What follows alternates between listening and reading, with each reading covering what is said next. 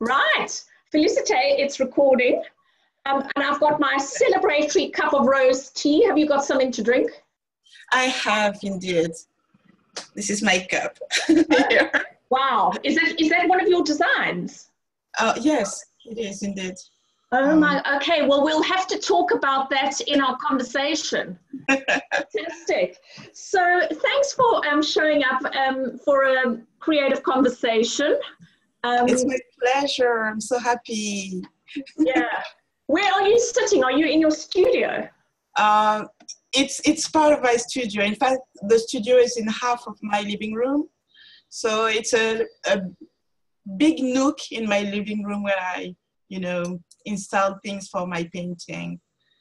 Because my son is now living his life, so I have all the place for me. So I do what I want. That's fantastic. There's a bit of a sound going. I think that's a reminder. This is the music. I'm going to shut it down. Oh, is it your side?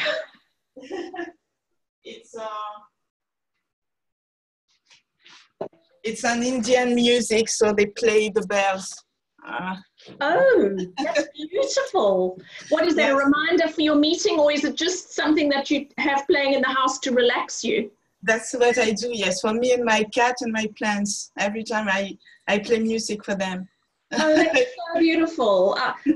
Absolutely lovely. I was just wondering whether it was the Zoom alarm to say the meeting was due to start. Yes, it could be disturbing for everybody anyway.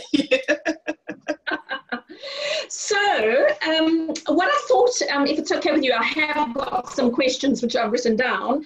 Yes. But I thought, since we don't really know each other, would you just like to maybe tell me a little bit about you and, introduce me to the Felicite that I don't know?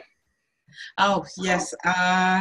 So, hello. I am Felicite. My parents are from Cameroon, but I came here as a baby. So I only speak French and English and not my native language, unfortunately. I am an artist. I didn't start as an artist. I studied medicine before, but then I turned to movie and TV, and I was painting. I always painted, usually for my home, for my friends, doing, paint, canvas, and offering them as gifts. And as I had this surgery lately, I couldn't do anything but just being at home. And a friend of mine told me to start to do something with my painting. And I did it, and things changed totally. I felt so good. So I chose that it will be the next step in my life to embrace this artistic life, which was different. So, and then I joined the Esther de Charon Saint-Germain group, and it totally, blew my mind. It changed so much things, and I found the courage to own the fact that I was an artist, that I was legit, because sometimes this is a problem. I didn't study art. I didn't went to the Beaux-Arts or whatever. So I felt it wasn't really legit.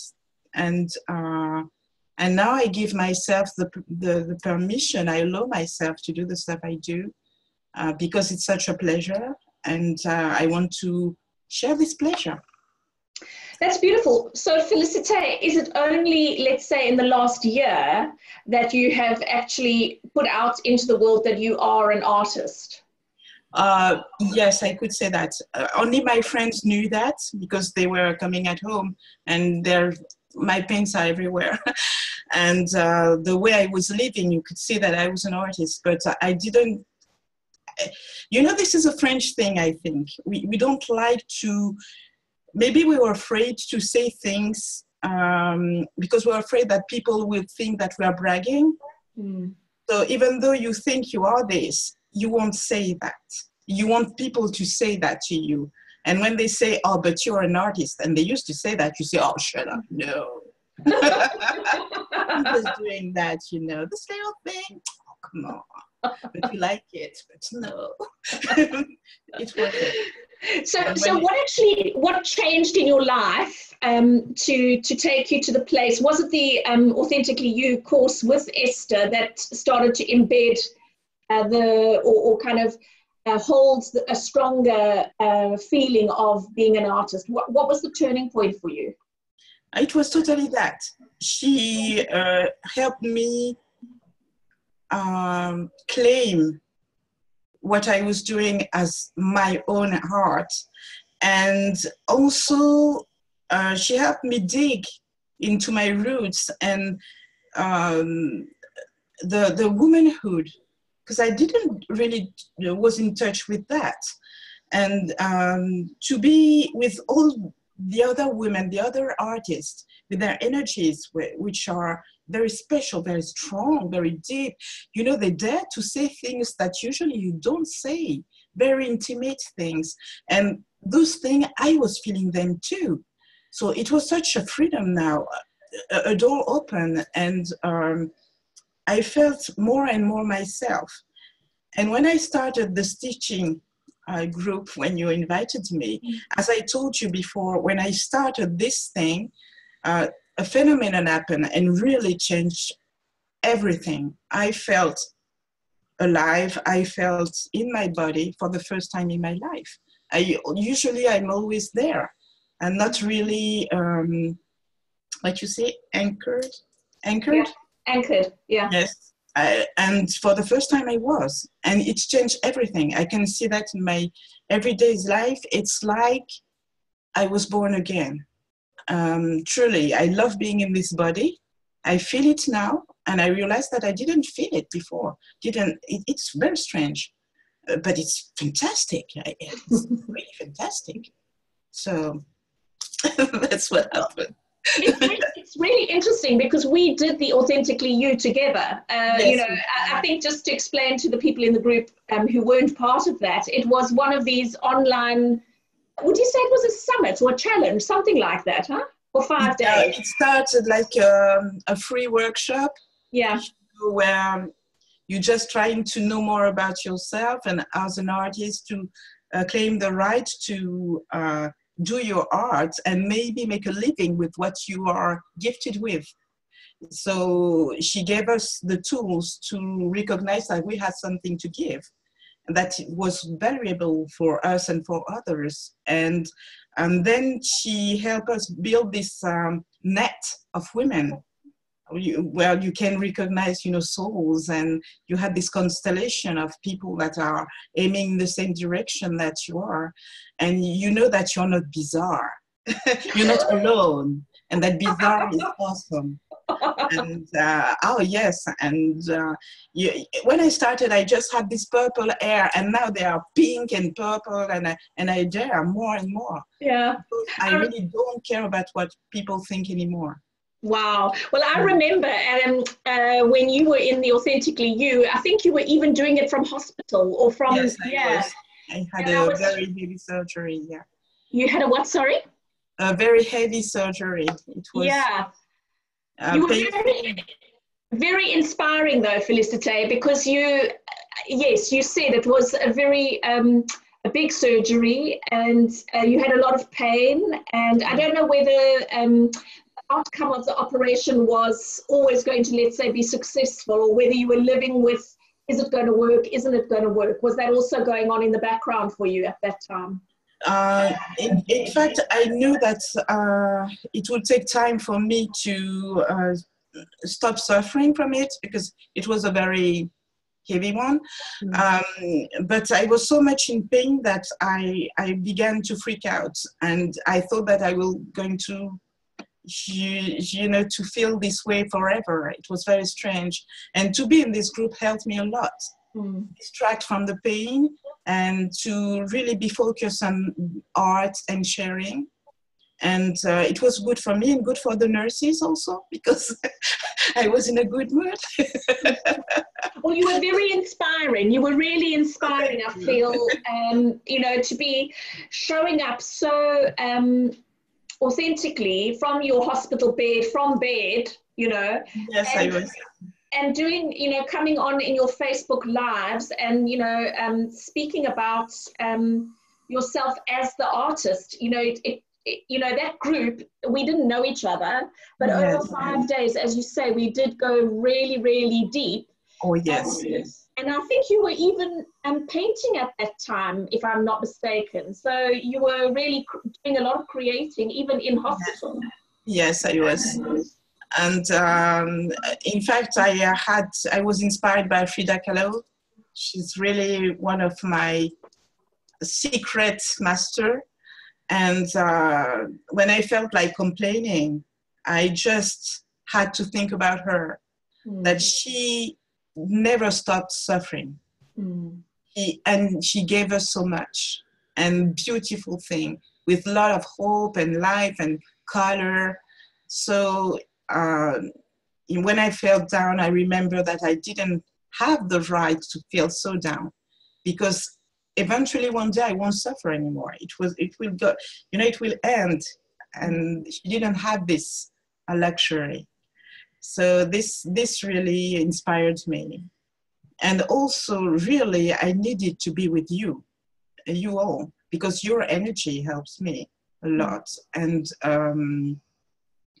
I was afraid to be too, maybe in the pathos, you know, because sometimes I had those tears coming. It was so emotional for me, but it helped me a lot. And yes, I was painting, I was drawing, I was also listening a lot to the videos, watching the people.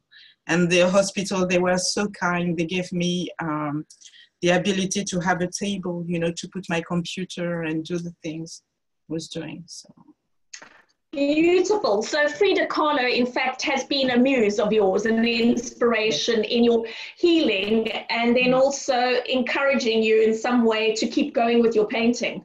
Yes, indeed. Because she didn't do that to be famous or whatsoever. She did that because it was a matter of life.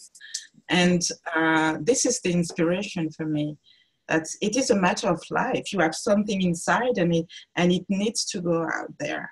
And whatever condition you are, find a way to do that. So this is what I do. And when people tell me that I'm going in so many directions, you know, the crochet, the sculpting, I say, no, this is what's inside of me. So it has to get out. And I'm not monitoring myself. Wow, so you're giving yourself complete freedom to let your creativity take you where it wants to take you. Yes. I stopped listening to people, because usually they say, well, you have to choose, you know, you have to channel your energy in this or this or this direction for it to be effective. And what Frida Kahlo told me, that being effective is not what an artist should be. An artist is just giving and shining, and eventually people will get this energy, but you're not there to be effective. And the energy is really different when you're in this shining situation. And to tell you how far it went is now the mayor in my town called me for a meeting. So I met him, and the person who is responsible for culture and art in our town. And now I'm a member of the committee, and I never asked for that. It was very strange for me, and things are happening because I'm just now shining, that's all. I'm not trying to be effective, I'm just doing.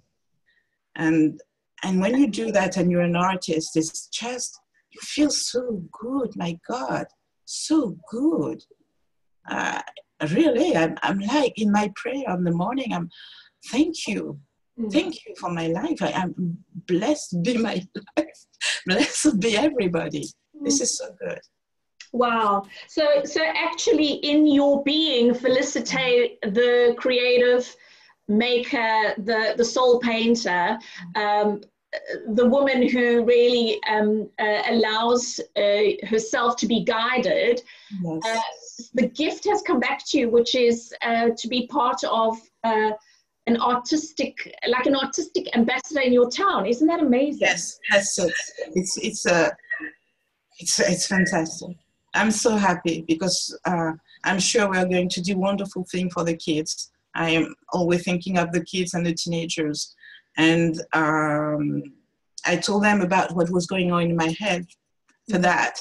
And they're very interesting about the 99 project. Art project. They are really interested by that. So he told me we are going to have another meeting and you're going to talk to us about that, but because maybe they wanted to have a little peek of the exhibition and something. So they're really interested by the process and everything. And no, this is magical. I love that. This is magical. Well, I must say, you always, whenever I look at you, I do feel such radiance and joy, actually, you know, and clearly you talked about your morning prayers. So is there a kind of an alignment? Does your creativity come from the source of your being? Is it a connection also to your spiritual life in a way? Yes. Totally. I mean, I am basically a Buddhist. I say basically because I don't believe in, the more I live, the less I believe in religions. But basically, this is the philosophy, and but I'm truly connected to my inner goddess and what I call the first divinity, you know, and she really, every time the morning I dedicate my life to this energy, to the I am, and every time I call the I am and I say I'm just a channel, so do with me what you want me to do for me and for others, because oh, I got chills because when I say that, I feel the presence, and it's so loving, and it's so joyful, and it's very, it doesn't take life this seriously. This is what I like about it, because I'm very serious. I'm too serious. I was a very, very, I don't know if you know the word HP. It's a kind of, it's not autism, but it's on the spectrum of autism. I was like this, and I really felt that there was no real connection with me and the people around me. Even though I was social, I had to every time interpret, translate what I was saying into data to know how to respond. And Hester, she helped me go out of this condition, and I have also a healer, I don't know the name, who helped me a lot with that. But the first thing, very important, was to be connected to this divinity, because when I felt the connection, then I felt the connection between me and the others. It was this energy. So I don't have to try to understand people to be understood. I just have to be in this energy, and things are going so easily that now I love people. I'm no longer afraid of people, and they are no longer afraid of me, because I think it was, you know, in both directions. And maybe that's why the mayor wanted to meet me, because I've been in this town for 10 years. But now this is this opening, and I relate to people really easily and with a lot of love and confidence. So I also give myself the right to be angry, that I didn't used to do. And it's a good thing. Wow. They always say that things take the time they take, you know. Yes. And as humans, I think we give ourselves a hard time because, you know, obviously the life in our human body is not infinite. And obviously we do lose time when we're dealing with our wounding, or, you know, dealing with our issues. And then when we feel good, it's like, oh my gosh, if only, you know, I'd had this happen 10 years ago. This knowledge before, yes. Yes, exactly. Just every time the message is just chill. Chill. You know, even with money, I as many artists, I struggle with money, like actors, because in the movie business, everything is about money, really. You don't really choose your script until you're a star, so everything is related to money. And I realized lately that it was my downfall. That's why things stopped because I wasn't looking to the pleasure of what I could give and what I wanted to, explore as an artist and share. I was just looking for money. So the money doesn't come from me, doesn't come from anybody. This is an energy. And if you realize that this money is not mine, it's not yours, it's just had to go, it's a flow.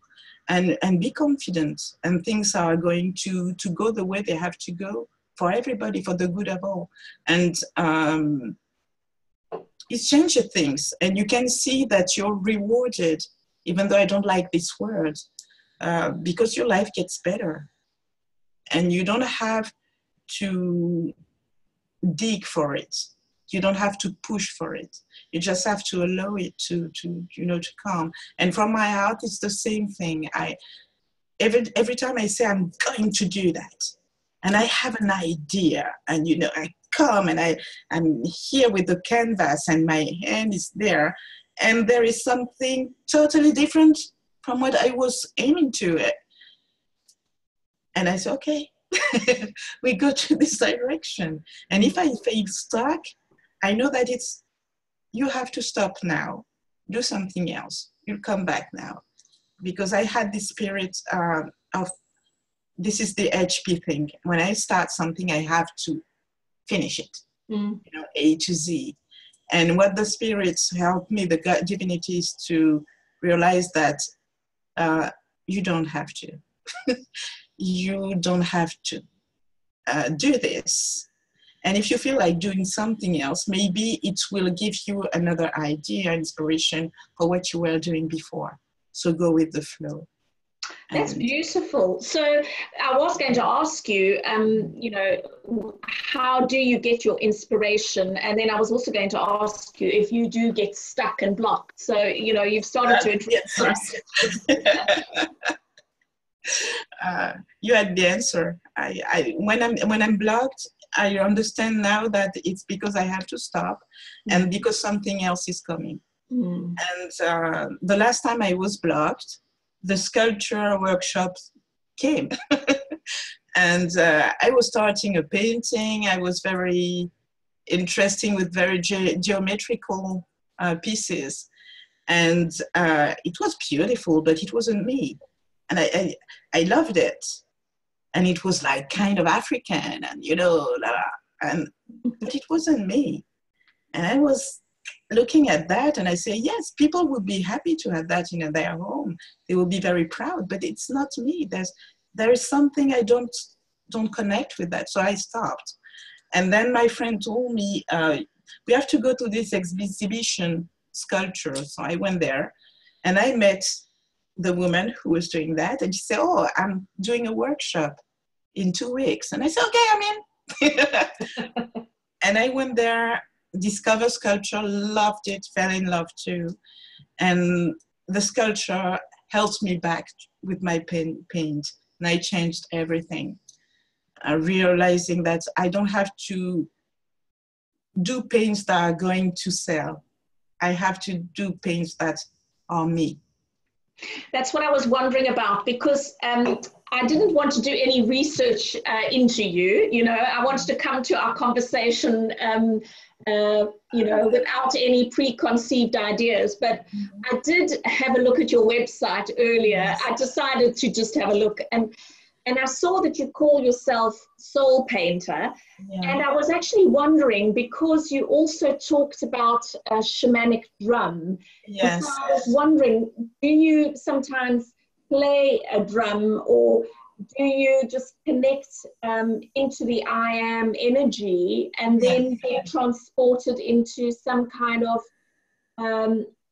state where whatever comes out is channeled just not by your mind? So how does that all work? How are you actually inspired to create from this soul place? It was very strange and very mystical, like every African story. So once upon a time. No, but what happened is I have been poisoned when I was in my 20s. And this is family stuff, stupid stuff. but I didn't know I was poisoned. I was dying. I lost 20 kilos. It was something very strange. So I had to go back to Cameroon, where my parents are from, to be healed by a traditional healer, because the doctors here, they couldn't find anything. They just could see that something was going that wasn't good. So I've been rushed there, and I met 3 traditional healer, but one was very impressive because it was in the forest, the deep forest, with very mystical things that I don't have the right to talk about, but it was so mystical, so interesting. So, and the last one I can tell, he told me that I was naked, around hugging a trunk, you say, of a tree, and you have these red ants rushing over my body like, ow. It was so painful. But they were sucking the poison, in fact, taking it out after I had many things. I used so many things. And when I went back to France, my sister told me that I could join a group of people who used to pray to finish the process. So I went there, and I was there as a patient, not as an officiant. But what happened is my body started to move, and I wasn't in comment. I didn't know what happened. I was moving, and I had a back surgery, so I couldn't bend my back. And my sister told me I arched my back actually, and walked with, like an animal, but the head like this. And she saw that. She was so afraid. She said, she told me that because I didn't hear her, she shouted, she's going to break her back. She has to stop. But nobody couldn't stop me. And I remember that my body was moving in many parts. I was doing things. I was rushing to people, touching them. I don't know what happened. And at the end of that, the healer told me, you've got something, because a healing spirit came in your body. So you have something, a connection. You're a shaman. And from these days, my energy shifted, really. I could feel things that I didn't feel before. And I remember I was warmer. It was very strange because I always had very cold hands. And from this day, yes, I can invite an energy, and very easily. They're always there. And I also learned but I don't do that now. I stopped doing that, but I was doing that with the healer, to go inside people in their bodies and, see where there's something wrong and what you can do. I stopped that because also I had repercussion that wasn't very, some people are not very good hosts, so you have to be very cautious with that. Yeah, exactly. So we're very blessed that actually you are here. You easily you could maybe have died through the experience of the poison. Yes, and the interesting thing about that is I didn't know I was poisoned. It was very funny. One day I was, in the shower, and I had my hair this long, and I took a shower, and I had maybe 1 centimeter left in my head, and didn't really understood what was going on. And I thought it was maybe the shampoo. Black people sometimes use very strange things for our hair. So I said, okay. And then I lost this weight, and it was strange for me, but it didn't translate in my head like something. But my mother was in Cameroon at this time, and somebody told her, your daughter is dying. She told me that somebody came in the house she was, and an old woman, and told her, your daughter is dying, you have to do something. You have to call her, she has to come. And I remember that I couldn't sit on my bum because the bones were hurting so much. I couldn't laugh because laughing was hurting. And it was a very strange time. But even though I was doing my thing, you can see pictures of me, I'm smiling, I'm having a good time with my kid, except that I'm very, very skinny. It was good for the clothes. I bought some beautiful trousers I can't put now. They were so beautiful. Wow. Yeah. So that also, that experience of actually life and death has taken you into a deeper experience of your healership. And Yes. now at this stage, your artistic, creative, kind of the fountain of your creativity is really up. Yes, I think it was an initiation. It was an initiation, and that's why I'm not angry after the person who did that, because maybe she did that for that. I wouldn't have any answer because she's no longer in this world, but I think it was a good thing. In a way that I discovered things in life, you know, the energies, the vibrations, the auras, what life is about that I didn't know before. So this was very interesting for that. But it came from a very dark place, yes. Yeah, I do feel, you know, when you say the word initiation, that really, you know, I feel a yes in my own body, you know, that indeed has happened. Now I'm seeing all sorts of interesting things behind you, and I'm also seeing this amazing eye that you're wearing. Oh, this one is not from me. It's from an artist that I met in the Esther's group, a wonderful weird woman. It's Nili Siru. She's from Czechia. Yeah. And this is vegan leather and wooden beads. And she does a beautiful, beautiful art also. But I love her jewelry. I have also a brooch, which is a vegan leather heart. And I gave as a gift to a friend a necklace like this, but it was a mouth. Wow.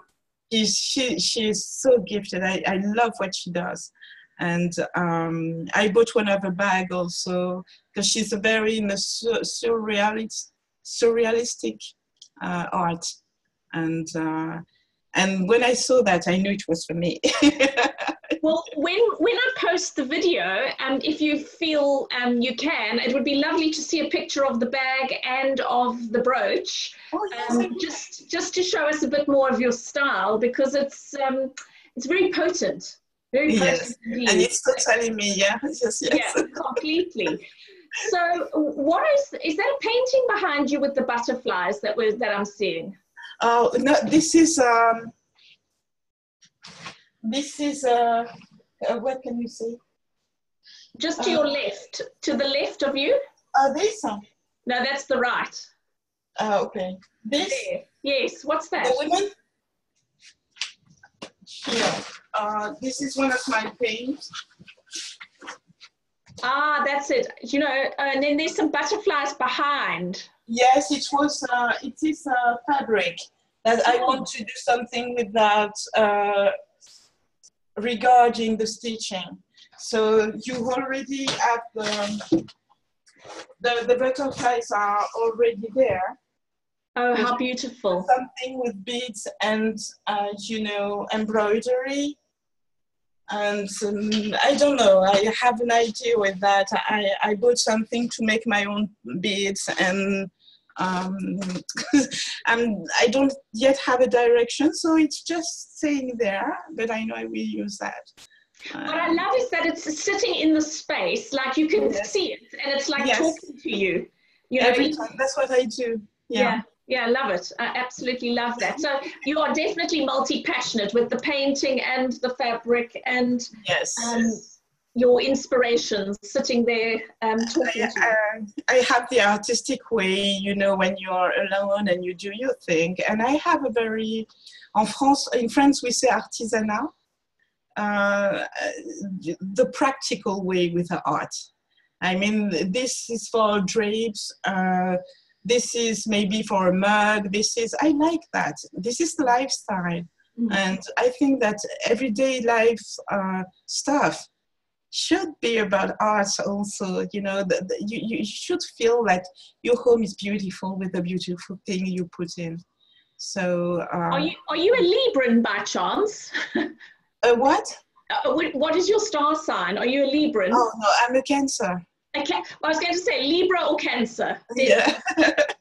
Yes, for the home stuff, and yes, the warmth. And this is a dream I had since I was a kid, and I didn't know it could be possible. So when somebody told me that, yes, you can do prints with what you're doing, it was like a dream of me when I was a kid, and I was looking at Martha Stewart and what she was doing, and I would say, oh, I love that. I would so love to have my own drapes in my home. I still don't have them because it's very expensive to do your own fabric, but I'm going there. Well, you've got swimsuits and bags and the mug. Yes. I mean, have you got anything that you can show us? I know you had your tea mug, This tea mug. Here is about a paint I made and changed it to a fabric. And you can see my little strange tribal angels. Yeah. And they're holding a heart that you can see here. It's a very, and it's all around. It's beautiful. It's got a very, you know, like I feel the symbols and the connection to like ancient rituals and kind of Aboriginal, like an Aboriginal feel as well. Good that you say that, because I was inspired, yes, by Aborigines art. I do love the thing they do with the round and the dots, you know. Yeah. And there is also something very from the ancient Egypt in there, so it's a bit esoteric, yes, and it's hidden in all this because I didn't want people to feel maybe offended by what this. Yet some of people don't like to see too much about mystical things, and especially this one is very strange. So you can see that really, but in the picture there it's a swastika in this, and I didn't want to make a swastika, but as I told you, I don't choose. So when I saw this, I was shocked. So the message, yeah, this was, no, it's the good one. It goes in the good direction. It's a very good energy. And you're going to find a way to blend it into everything. So it's blend so that even I don't remember where the swastika is, but it is there. And that's very interesting, because really in life we have light and shadow present all the time. Yes. You know, and I think the thing is a lot of the time we are wanting to hide, you know, the shadowy, murky aspects of life. So it's quite beautiful to hear. Even though I agree with you, you know, it's quite shocking to see sometimes what comes out of our imagination. But yes, to weave it in and to have it, you know, in a way that's not offensive is very powerful. Yes, and it was the first time I was drawing a swastika. I mean, even if it was in the good direction, I don't know, it turned to the right, or to the, I don't remember. It was the first time, so it was disturbing. And for the first time, I didn't let it there. I just went there until it was finished. So wow. So it had to come out, actually. Yes. It sort of wouldn't allow you to not, to ignore it. Yes, really. And it's a beautiful piece. It's interesting. I like it. And this is the thing also about what I do. And I like what I do. And what I say usually is I stop adding things or doing things when I hear myself say, oh, it's beautiful. Every time I say that, oh, it's beautiful, I know it's okay, I'll finish, I can sign it. And first I didn't want to sell them because I love them so much. Yeah. And now it's the difference. I do them and I bless them because I'm happy that they will make some people happy. So, you know, so you're not so attached any longer. You No. know that you'll, do you think when you were more attached, it was perhaps early in the process and Yes. you didn't maybe feel that you'd have more creativity come or more pieces that you loved? This is that. Yes, totally. Did you feel the same thing? Yeah, yeah, yeah. But you are such a fountain of creativity. I mean, I happen to see on Facebook or somewhere, you know, your Etsy items, your Nubian, the bag, and you don't have anything of that to show us, do you? Oh, no, unfortunately. I will maybe post a picture, but I don't have them because it's, these also are very expensive materials. They are made with silk and the panels are made one by one. This is a very fantastic process they're using. And for now, I could buy one, but you know, I say, okay, I won't put all this money in that. I prefer to put it in my heart and go on with the creating thing for now. But I want to buy one because I'm really in love. So did you sell that design to some company and they produce the product, or how did that work? So I download my prints. I choose the product I want to make with this prints. They sell the product, and I had a margin. Yeah, a margin. Yeah. On that. Yeah. Wow, that's very courageous. Yes, what I like is the copyright is mine. So for me, it was also a way to protect what I do. Because if somebody is going to try to do the same thing now, I have the proof that it's mine. And it was also a good way for me. When you put your things on Instagram and stuff, you don't know what people are going to do with that. Yeah. And using this process is a very clever way for me to not have to pay a patent, but to have a proof that this is me. And the other thing is, particularly this line, the Nubian is very expensive. It's not that expensive, but it is expensive. So for me, there were really pieces of art. It took me a really long time to conceive this, and the concept and the urban street art. Urban, yes. Concept and everything, and as a tribute to my mom and my dad. It was very specific for me. So that's why it's a bit special and a bit expensive, and you know, it's like royalty for my parents and my ancestors. The other line are affordable, and they're just there for fun, and because this thing is really affordable, and this is for fun, and these are also good gifts. When I gift, I go to friends now, I bring gifts from the things that, you know, with my prints, and they like that.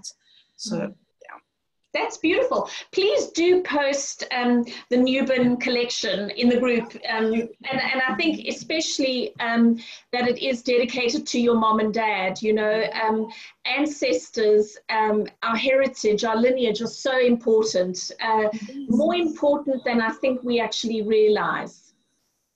I realized that now, and thanks to Esther, because she helps me reconnect with that. And also Mirjam Van der Zee, she helped me by a meditation, very special one, to connect to, I would say, the first woman in the lineage. And I still feel her, and it's very, very powerful. It helped me a lot too, because as I told you, I don't speak my native language. I don't know many things about my native language and my native nation. I am Sa. And I don't know many things about that.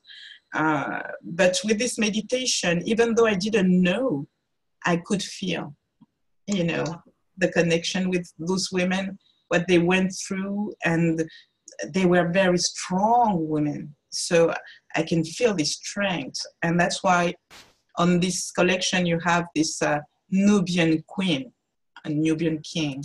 This is the strength. And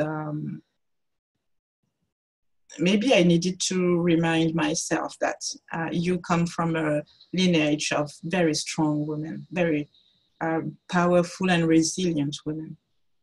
Well, the woman that's sitting in front of me is embodying all of what you've described.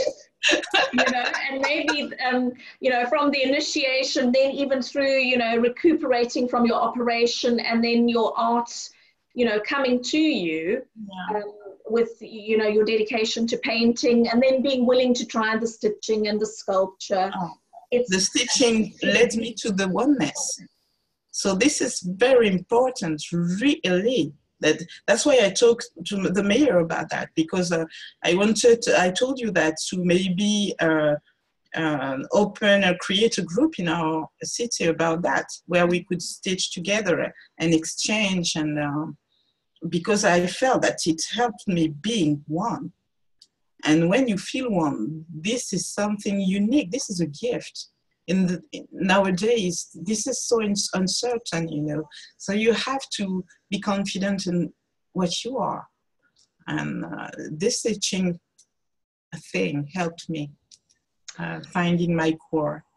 Yeah. That's, I mean, that's such a profound, the words you've said are so profound, and those words actually, when I hear them, what I'm wondering is that contributed to the lack of separation? You know, you talked about having the HP diagnosis where you were fearful of people and people maybe were fearful of you. Yes. Do you think connecting with your needle and thread and fabric in some mysterious but very, well, we can say it is a mystery, this experience of stitching. It's mystical, yes.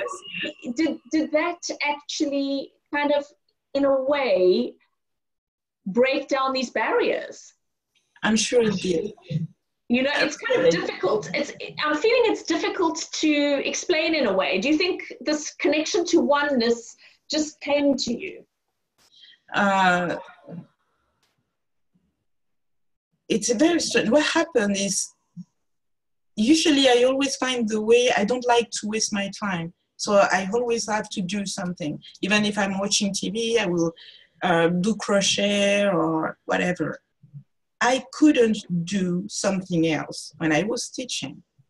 I couldn't even really listen to something. I put on the podcast, you know, but even though I realized that I wasn't really listening, I just had the noise. So I stopped even listening to people talking. I put on music and I stitch. It's really a very, it's like, oh, how can I say that? You say concentrated, something like you deep in yourself and out of the time. And I could stitch like this until 3 in the morning, 3 a.m. And then that's why I had my tendinitis, because I didn't realize that it was such a long time. I was in this and it's out of time and you're in this and you have all this thing going through your head, but it's very soft, you know. And when you choose your color, you take your time. And when I paint, I don't do that. It's like, okay, now red, okay, now yellow, okay, it goes, you know. But with the stitching, is this yellow? No. This, no. It's very strange. It's so beautiful. Help me to be there, to feel.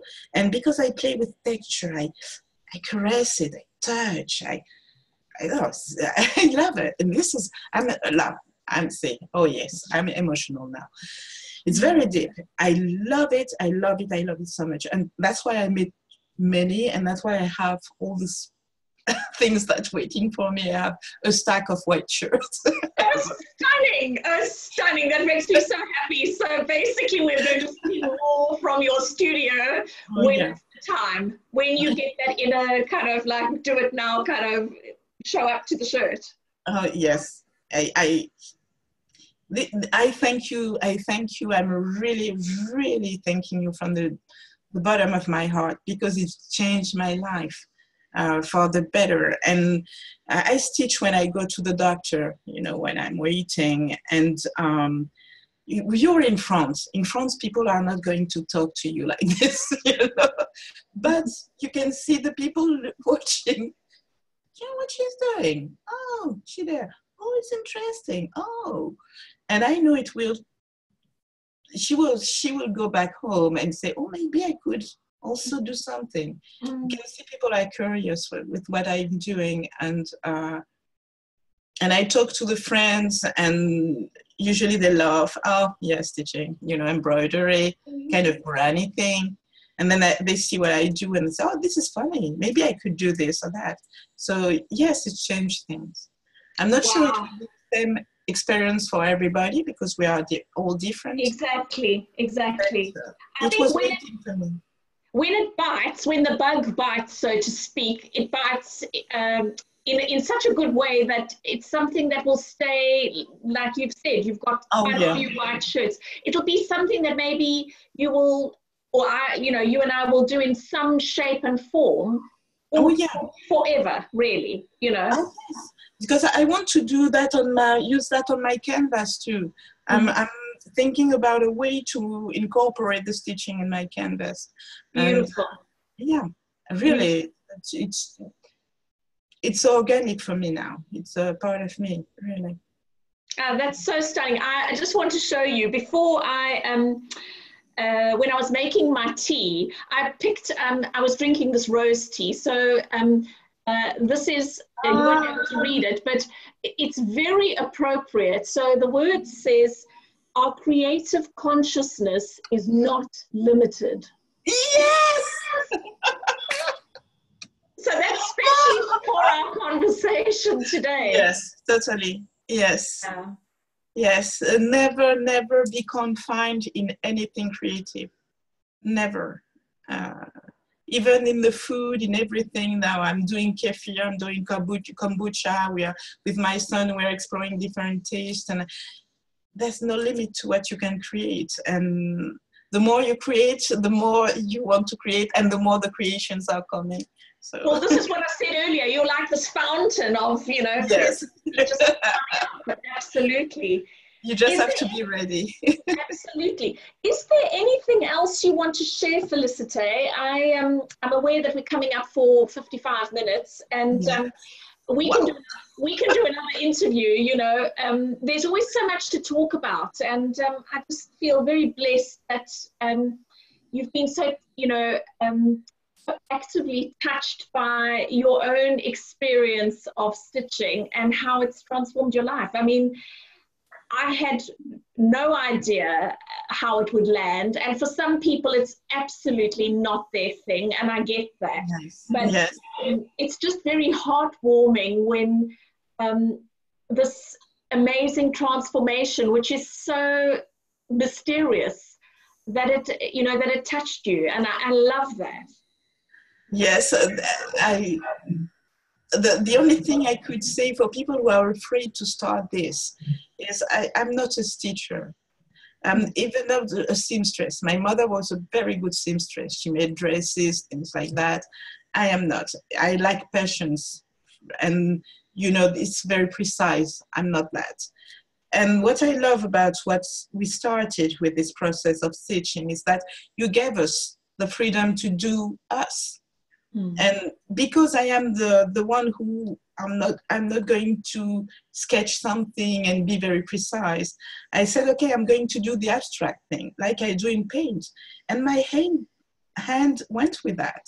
And it's abstract stitching, and I love it. And it is totally me. So what I want to say to people, if you want to do that, is just do you. You don't have to compare yourself to anybody else, because you are precious, and that's what we want to see, and that's what I want to see. I'm very curious, so please do it. Absolutely. Well, I think, you know, we all go through phases. Like for some reason, I cannot touch my shirt. it's been 3 weeks now, and Yes. I have to honor that, you know, and a bit like you said earlier, when you start to feel something is beautiful, that's the time to stop. That's the time to stop. Yeah, yes, exactly. because your shirt moves. Absolutely, absolutely. So I would just love to say thank you so much for your passion, your wisdom, your yeah, the everything that you bring actually. It really touches me deeply, and I'm so grateful to have you in my life and in our group, you know, which is just, yeah, I just feel grateful. I'm very touched. Thank you for allowing me to be here. Thank you for asking me to join you in your fantastic, wonderful project. Thank you for helping me meeting all those women. I'm really impressed with what I see and touch, and proud. I'm proud of you all, really, from the, it's come from here. Thank you, thank you, thank you. Have a great day. Thank you, sweetie, and you enjoy the rest of your day. I'm going back to finish mowing the grass. Bye-bye. Cheers. See you.